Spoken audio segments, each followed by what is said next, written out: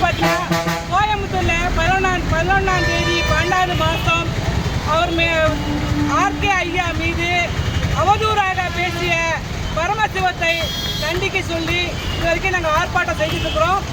பார்த்தீங்கன்னா அவரு ஒரு சட்டம் படித்தவர் ஒரு பொது வெளியில் எப்படி பேசணும்னு தெரியாமல் கூட அவர் வந்து குடும்ப சமுதாய மக்களை இழிவாக பேசி செருப்பால அடிப்புன்னு சொன்ன பரமசிவத்தை கைது செய்யணும்.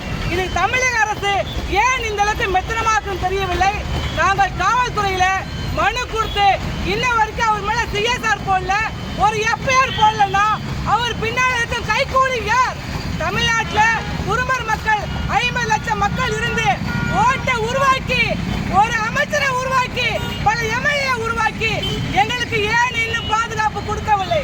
அதனால் நாங்கள் தமிழகத்தில் கோயம்புத்தூர் ஆர்ப்பாட்டம் செஞ்சோம், திருவண்ணாமலை ஆர்ப்பாட்டம் செஞ்சோம், தேனியில் ஆர்ப்பாட்டம் செஞ்சோம். இன்று கடலூர் மாவட்டத்தில் வேப்பூர் கிராமத்தில் கருப்பு கொடி காமிச்சிருக்கிறோம். நாங்கள் 20ஆம் தேதி திருச்சி மாவட்டத்தில் பெண்கள் சாகுமுறை உண்ணாவிரதம் இருக்க போறோம்.